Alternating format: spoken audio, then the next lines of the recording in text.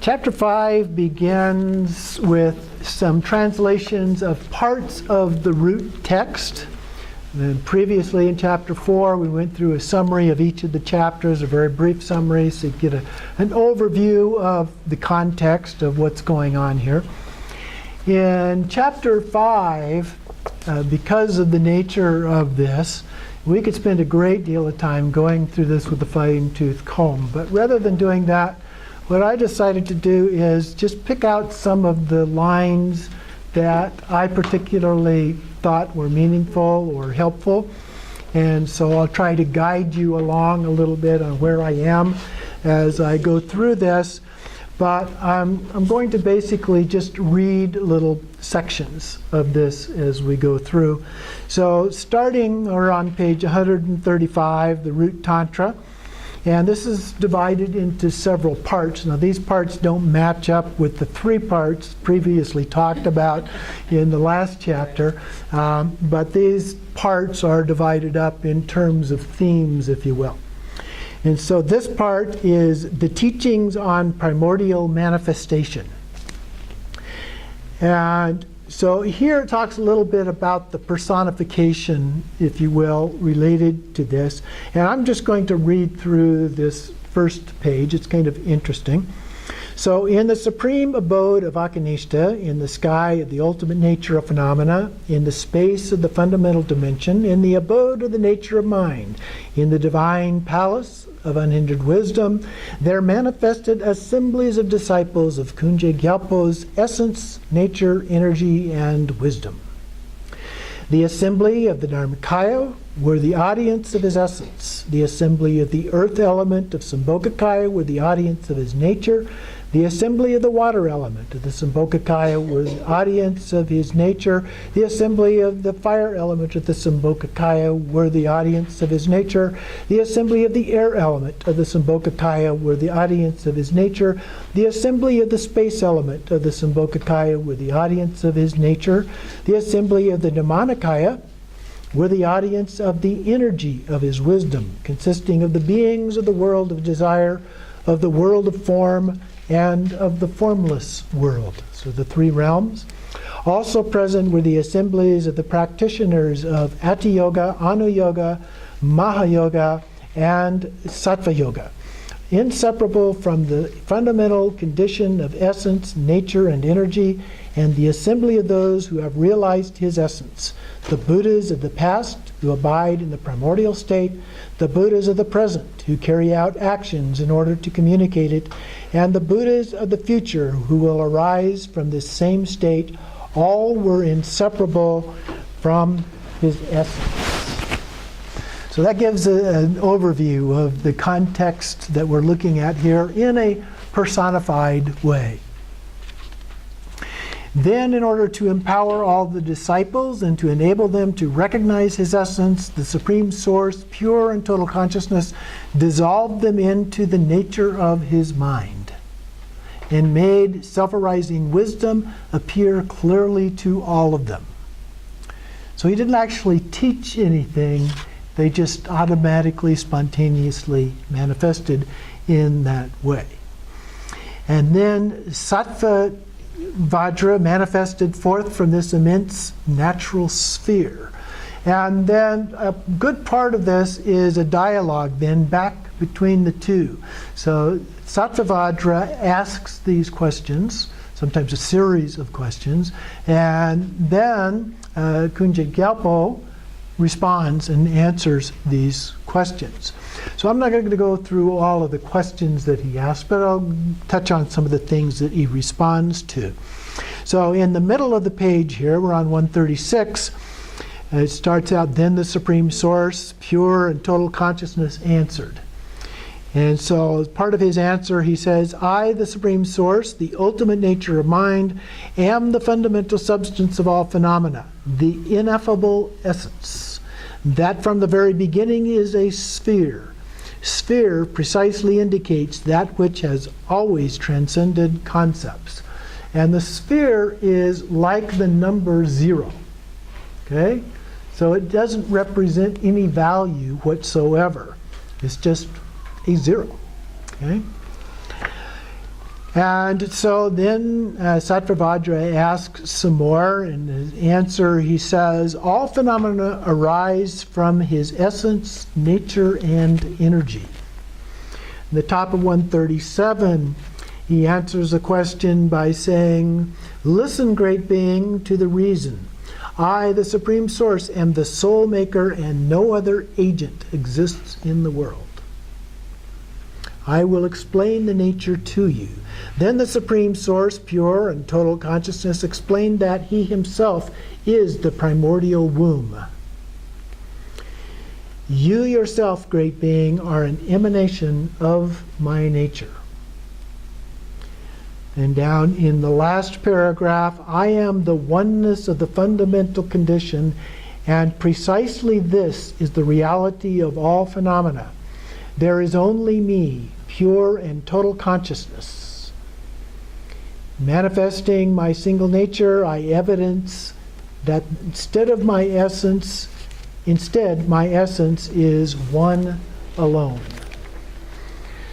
So there is just the one essence. Okay? It is the same no matter who we are, what we are, and so forth. Top of page 138, I am self-arising wisdom that has existed from the very beginning. And then in the next paragraph, I means the essence. Wisdom refers to that, clearly discloses all phenomena. Self-arising means it transcends all effort. I am called pure and total consciousness. The bottom of the next paragraph, nothing exists that is not this essential reality. And then moving on to the page 139.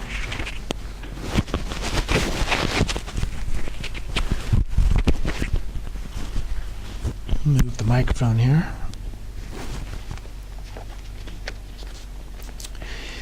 After the italics there, listen, great being, I will explain my nature to you.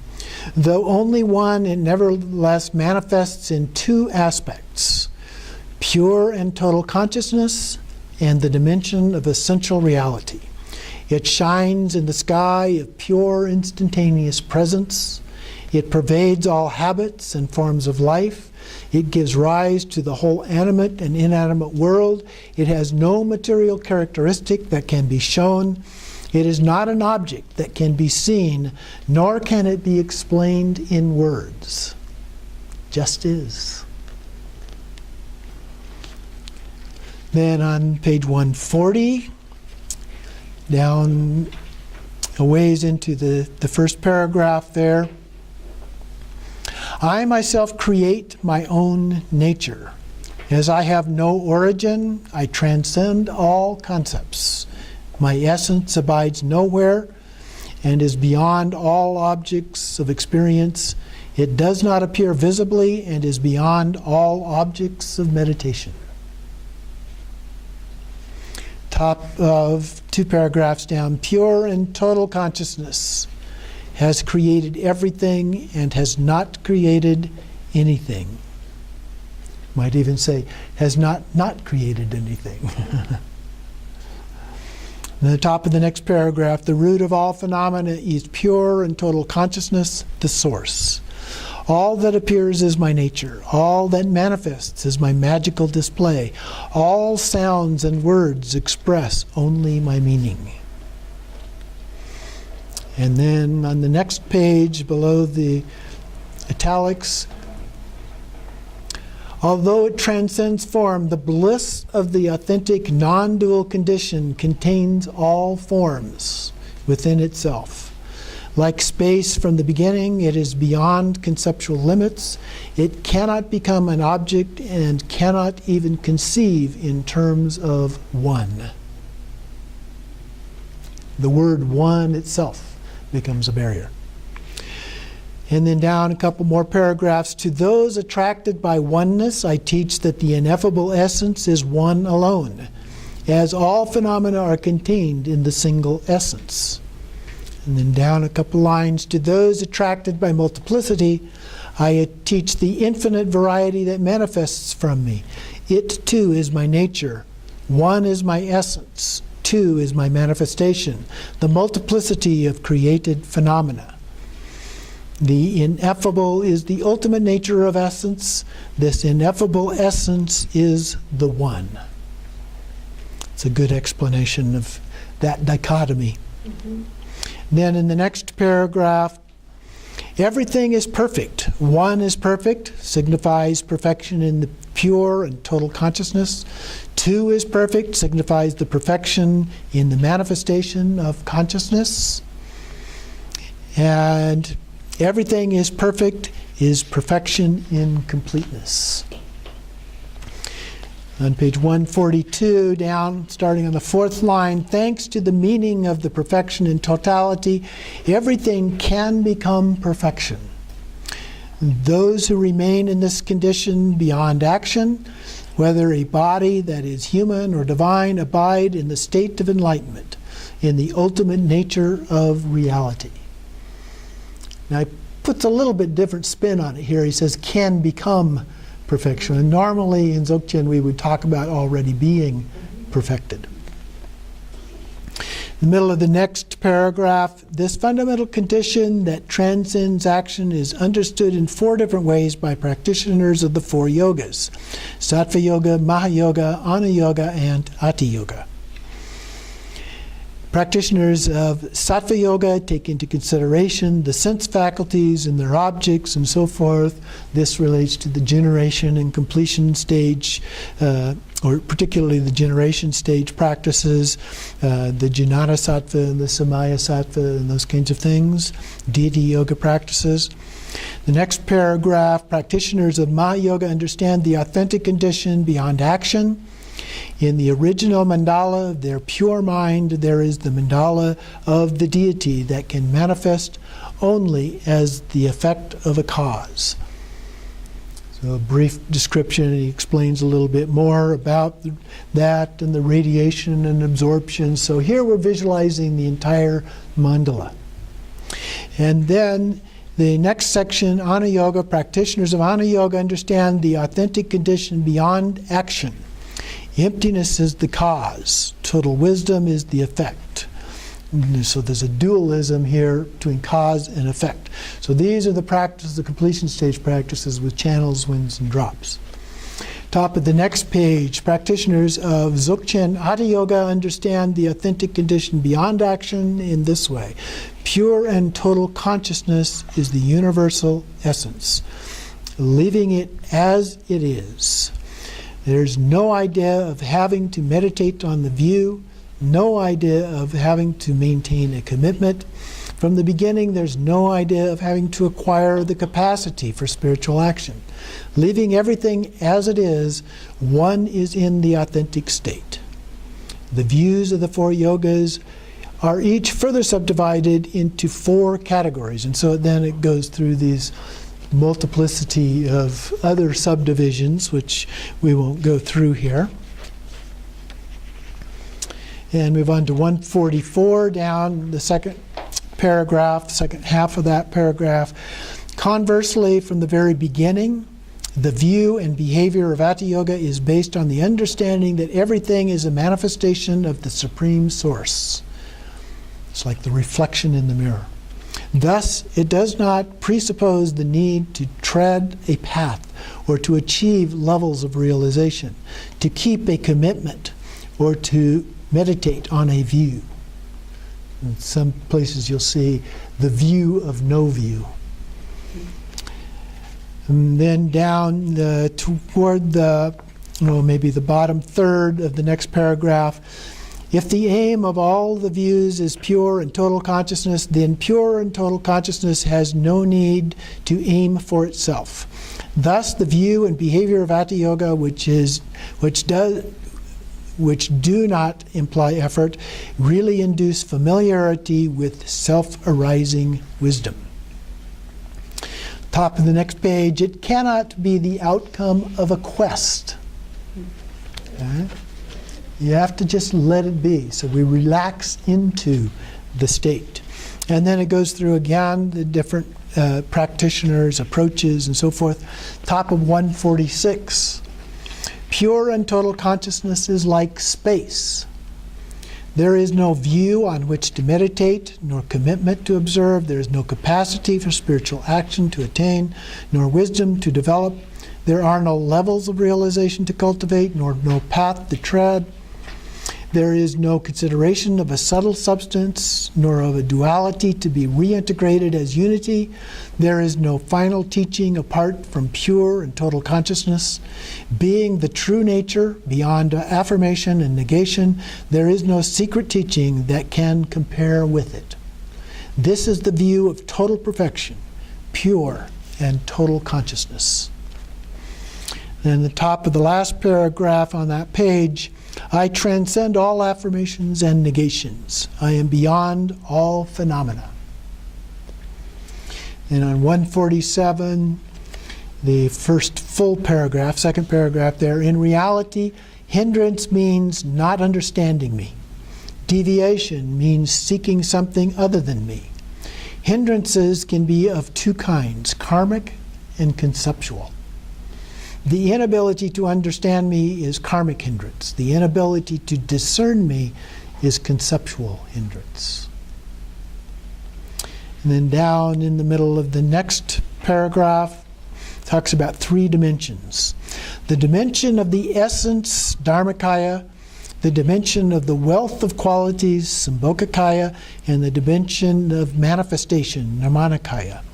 The nature of Dharmakaya is the unborn that transcends subject and object. The nature of Sambhogakaya is the perfect enjoyment of everything one could wish.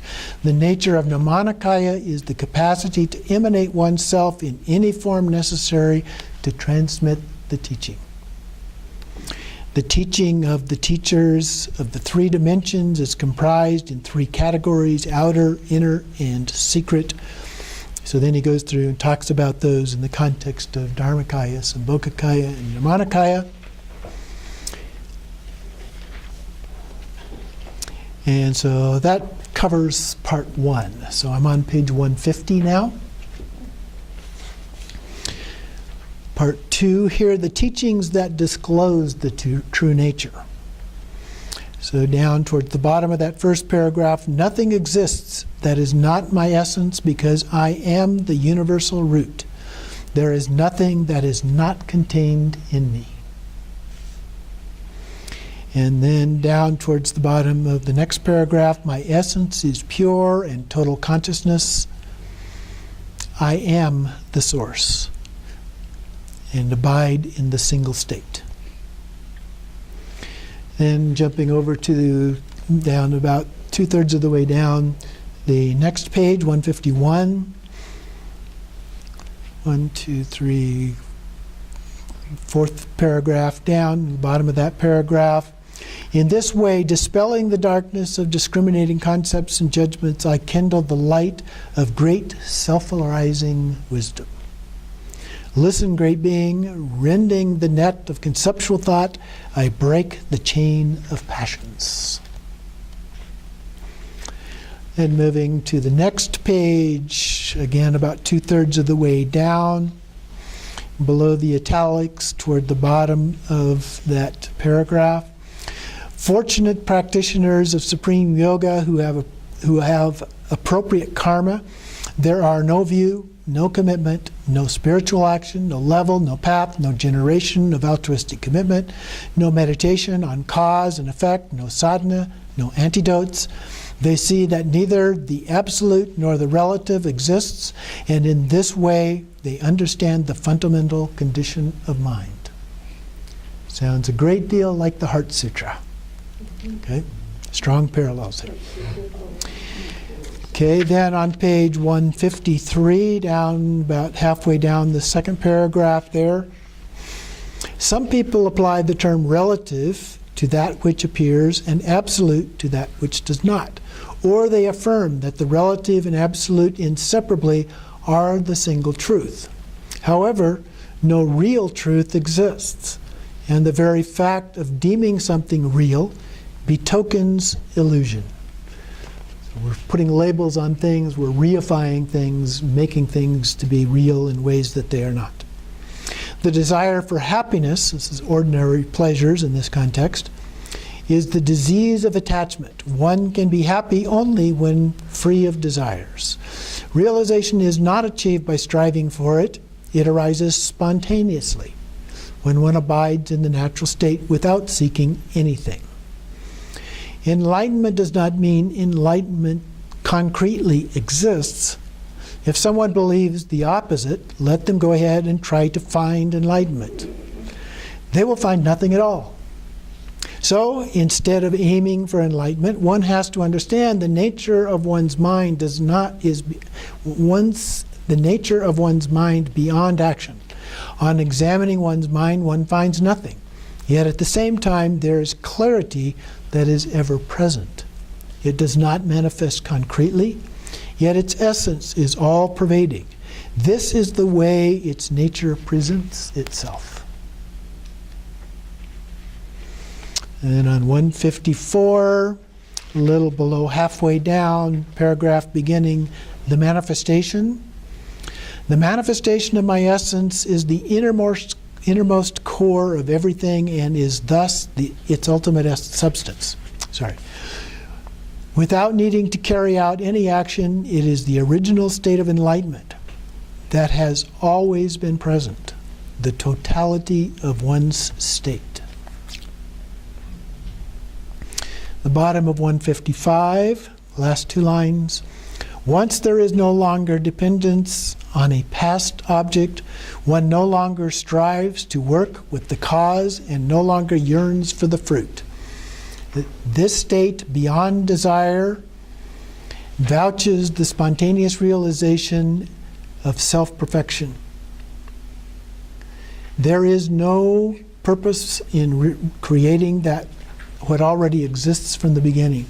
As all phenomena are the natural, immovable condition, there is no sense of wanting to achieve this natural condition. Then down below the italics there, the middle of that paragraph, talks about the essence manifesting as Dharmakaya, the nature is Sambhogakaya, energy is Nirmanakaya. And then in the next paragraph, second line, the essence, nature, and energy of any phenomena that exists are the fundamental condition of my three dimensions. Those three kayas. So that concludes part 2. Part 3 then, let's go to page 158 at the very top of the page. The true nature of consciousness cannot be expressed in words. However, unless it is expressed, it does not disclose itself. Okay? So we do have to rely a little bit on words. Bottom of 159, next to last paragraph there. Whoever is able to teach without the dualism of self and other is a precious treasure because he or she teaches selflessly and compassionately the universal object of realization. And then the last line on the page, in the state beyond entering and leaving, there is no need to act intentionally for the benefit of beings through selflessness and compassion. Everything takes place naturally. Okay? So once we get to that state, we don't have to do it intentionally. It just happens because that's the way we do things. And then continuing, wishing for happiness, one moves away from it because happiness is already present. And seeking it is like happiness seeking itself. Not recognizing the essence of enlightenment, one aims for an outer object to confirm. However, following this direction, one does not see enlightenment. It reminds me of another metaphor that's sometimes used of trying to find the elephant that's in your house by going outside and looking for it. Very similar. And then the last paragraph on that same page, the 12 causal links of interdependence are explanations created for the benefit of the deluded. Even though the 6 classes of beings appear, they are nothing but the primordial path. If enjoyments are anointed by compassion, in any object of pleasure, one enjoys the essence of enlightenment. Butchers, prostitutes, those guilty of the 5 most heinous crimes, outcasts, and underprivileged, all are utterly the substance of the existence and nothing other than total bliss. So it actually transcends those in terms of concepts. Going on to page 162. Below the italics there, that first paragraph, second line, for those who after hundreds and thousands of kalpas have not understood that their own mind is the teacher, I, the Supreme Source, manifests as the teacher of their mind. And then down 3 paragraphs below that, through words and letters, it communicates its own nature directly. Without judging in terms of self and others, it discloses the non-discursive state of equanimity.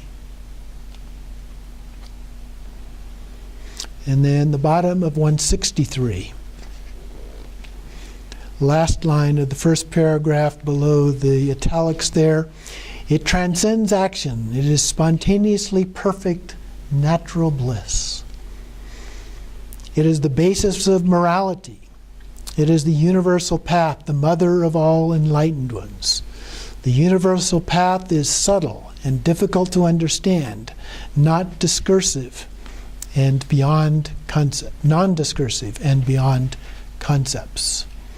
Then on the next page, the 3rd paragraph, pure and impure are indivisible, indissolubly conjoined.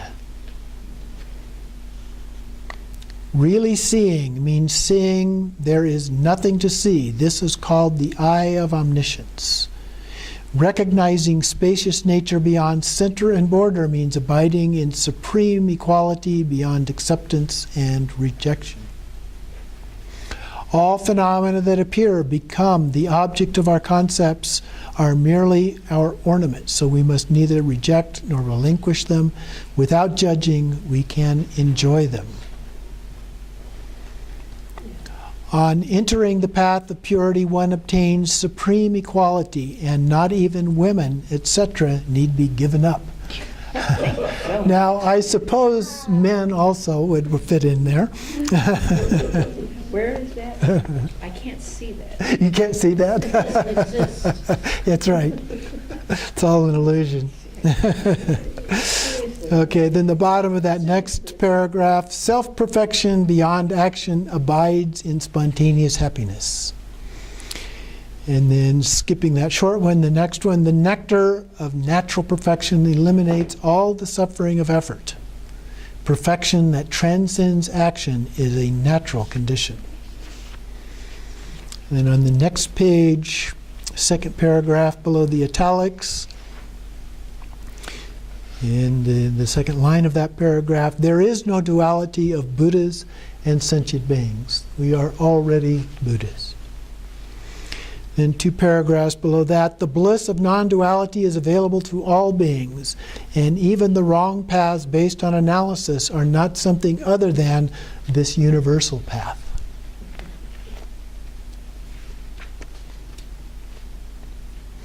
Top of page 166, 2nd paragraph there, 2nd line of that paragraph.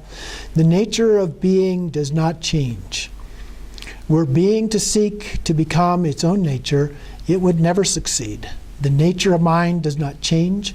Were the nature of mind to seek realization itself, it could not succeed. Meditation that seeks to transform that which cannot change presupposes hope in some future time.